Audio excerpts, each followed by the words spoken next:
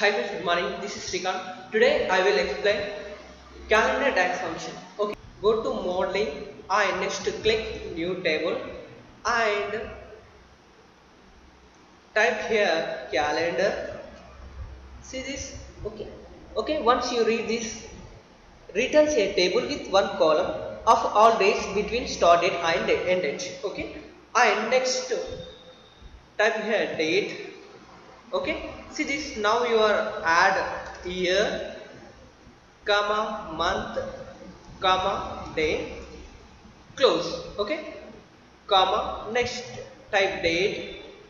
Okay, and next add year and next month comma next day close parenthesis.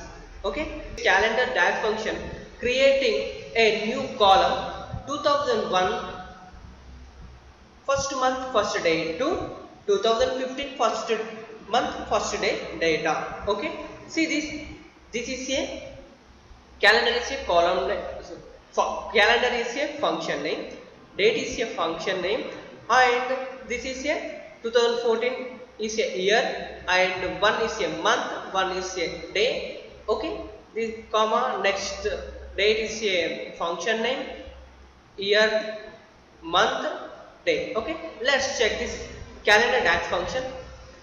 Now you can see this is automatically created 1 year data. Okay, this is calendar DAX function.